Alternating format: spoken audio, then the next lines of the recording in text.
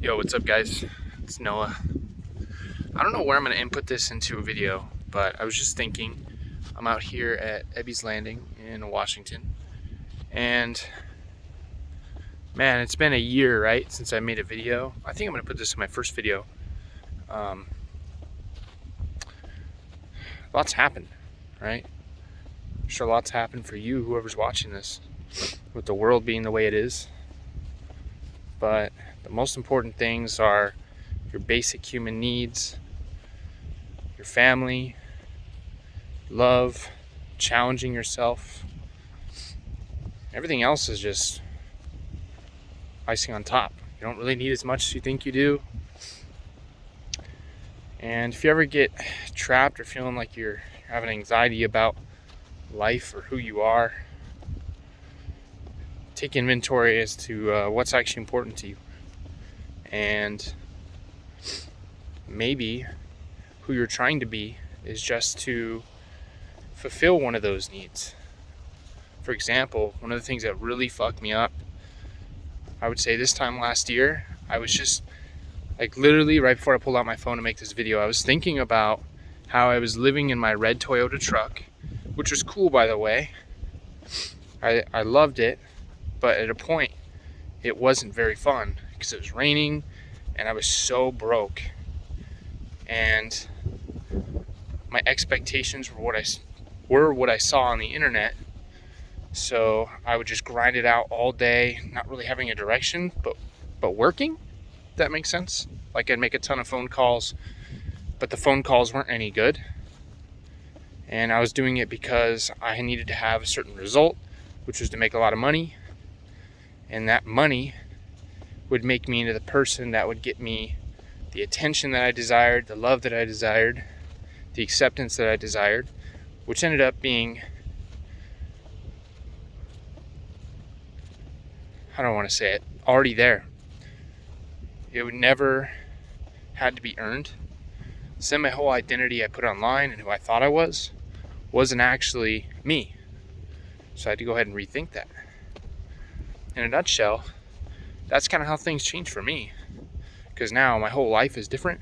And what I focus on is different, even though I still get down on some things and I'm still in my head about some things. I'm kind of just rebuilding who I am and what I want to do. That's what life's all about. It's changing and adapting.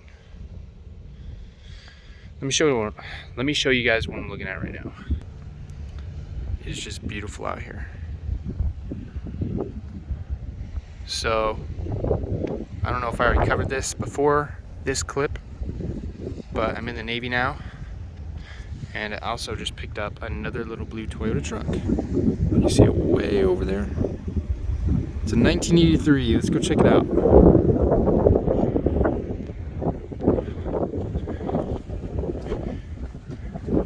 So I just hiked all the way up there, kind of around that bend. It's just beautiful. It's a little chilly. I got a sweatshirt on and a freaking windbreaker, so it is beautiful though. Washington is amazing. It's actually where I needed to be, like with all of the available trails and parks and things to explore and nature. It's where I needed to be. Another big change I should probably add is that I got married. So I got married a couple months ago to my girlfriend of 2 years, and things have been awesome ever since. Let's walk over to the truck, show you guys what's up. I didn't even finish my story. What I was saying is that when I was grinding it out in my real estate business, this was a year ago, was living in the parking lot in my Toyota truck, which needed repairs, and I needed a place to live. So on cold nights when it was super rainy, no one told me I couldn't, but everybody kind of knew, which is a little embarrassing. I lived in the real estate office. Like, I made my food in the little kitchenette area. I'd meal prep it, put it in my cooler in my truck, and then I also would just make it and leave a shitload of food in the fridge. Like, I left so many meal prep containers in the fridge of my real estate office. And everybody knew, But I was also the youngest guy in the office too, but it's just kind of embarrassing at the time. Because now I kind of just laugh at it, but it is what it is. Because I learned and grew from it. But that was like me holding on to it so tight and not wanting to quit. But it just like from then to like now, holy shit, like I learned so much. I hope you guys did too.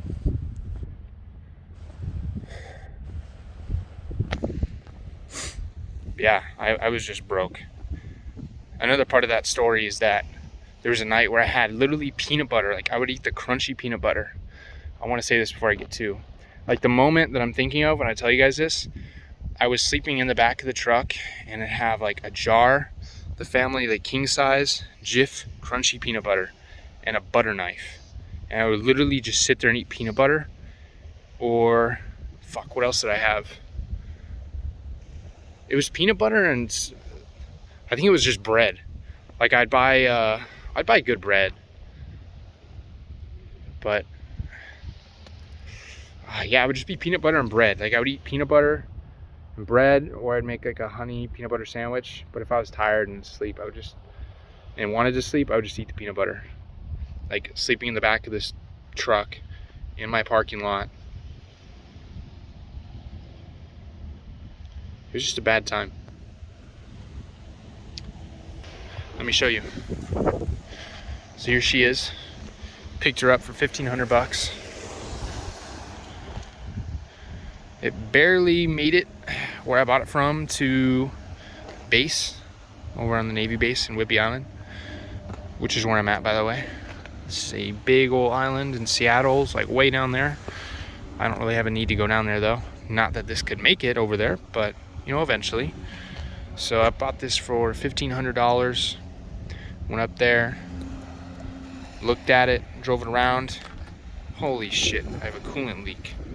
That's not good. Okay, so I need to get this back home before it blows up on me. I'll show you the interior real quick. It's a little worn. I had the license plate up there on the dashboard, but that was only for pictures. You see the seat's a little beat up, and I've kind of started taking apart the dashboard so I can figure out the heater situation. Nothing really works in this car except for the essentials. I have to use the brights in order to drive around because one of the headlights is out. But really, I'm just trying to make this thing run for as cheaply as possible.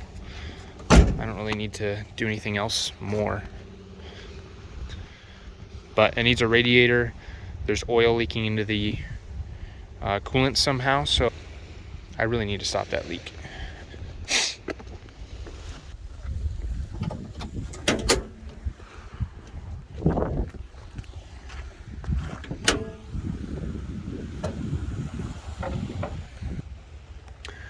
It's just that little clippy down there. Not a clippy, it's threaded in. There's a little nipple right there. That's what it's called. Not my fingernail.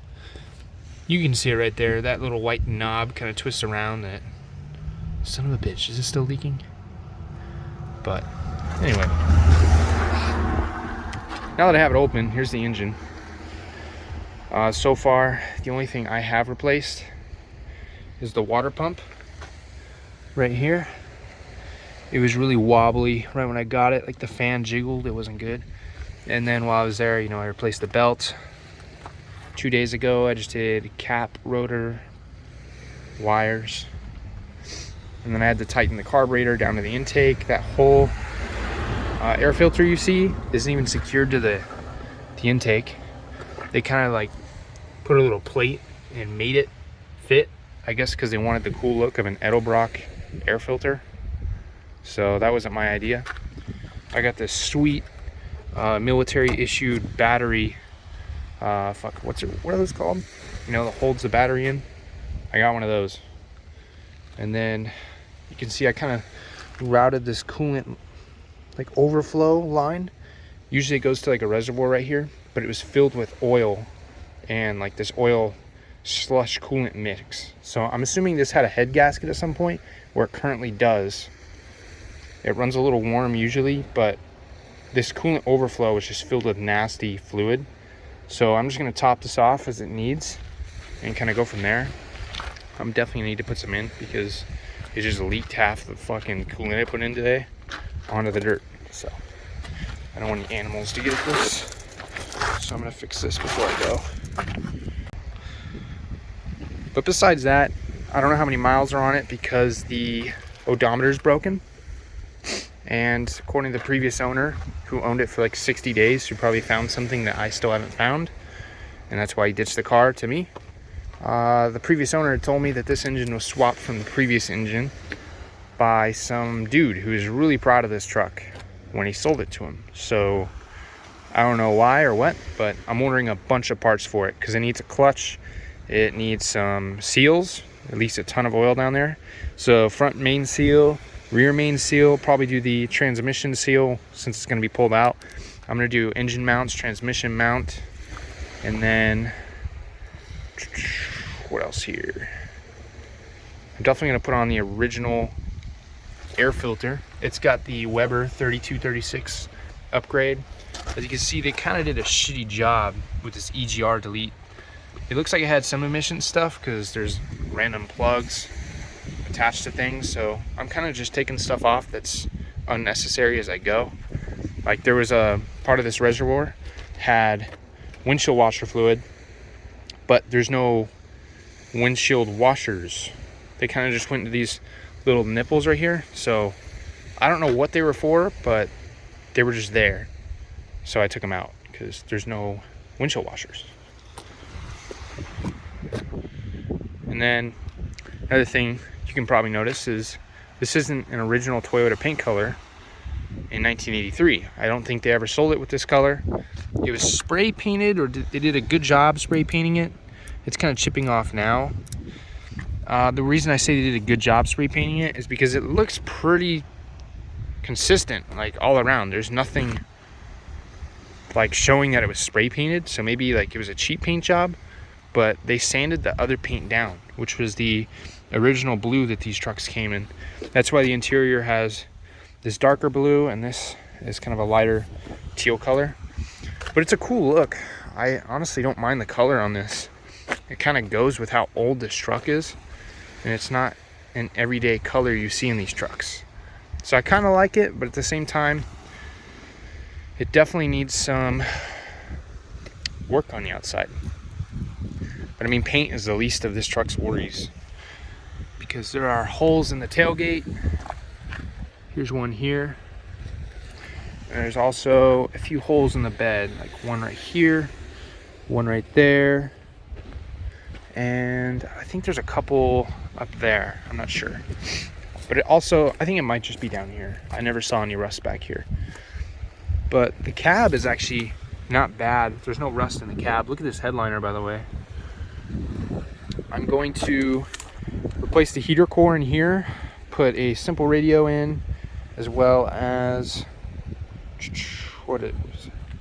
restore this dashboard. These all get cracked, so seeing that it's in pretty bad shape, I kind of want to put like a little cubby hole where this giant square cutout is. I have no idea how it got this bad, but it's all kind of zip tied together because I'm in the process of breaking the dash down to where I can find the heater core and all that stuff and all the wiring, and I'm kind of troubleshooting where the fault is. And then I also hooked up a phone charger the other day, and that's about it, guys. Other than that, I've just kind of been working. This truck has driven me around a lot. So I bought it for $1,500, and I put maybe $100 into it so far. I have brakes and pads and rotors sitting in my barracks room right now that I need to put on. And then along with this clutch and a couple other things, I think I'll be putting about $500-600 in parts into it, assuming the engine is still good. That reminds me too, it was 180, 150, 140, or no, it was 180, 140, 140, 150. So cylinder 1, 2, 3, 4, it wasn't too bad. Like, it's okay. I wouldn't say the engine is in great shape, but maybe there's a head gasket between 2 and 3. I don't know. But it's running. I'll find out. Kind of just watching this coolant. I just flushed it again today, and then I took this hose, which was connected to all that nasty like coolant oil mix. So really don't know what the issue is yet, but it's not bad. Otherwise I wouldn't be putting in the parts and all that money into it, so it's all right. And then worst case scenario, I do an engine swap. Oh look, that guy's got a full van life set up right there. Okay, so if I swap this engine, all I got to do is give them the core. I'll take off my carburetor, my intake, exhaust manifold, which is basically everything right here, and I give them just this middle piece all the way down. So just the engine core. So it'll be $1,300 total, and I swap the core with them. Then I put all my stuff back on with new gaskets, and I have a brand new engine for $1,300. And in today's world, something that you can work on yourself, super cheap to drive, super cheap to insure, super cheap to register. I mean, that's priceless. A brand new engine, $1,300, dude. So that's my plan. I'm just gonna drive this thing while I'm in the Navy, or until it's deemed not useful, which is, I don't know, it's gonna be useful forever. Cool. So that's it, guys. That's the truck. Ooh, it's been a while since you see my face. So that's the update on what's going on in life. I just want to show you the new truck. And then for those of you that are going to ask, the Lexus was in a car accident. Unfortunately, there was an incident with that Lexus and another driver. So that car was totaled. Anyway, the guy's okay. I'm okay. So that's pretty much it. Car was done. But I'm gonna drive home. I'll catch you guys on the flip side. Peace. I'll give you a quick startup, why not? Make sure you guys subscribe and like the channel.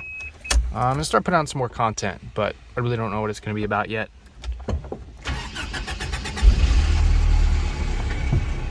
So I didn't pump the carburetor. I kind of just let it sit for a couple hours, and it's chilly out.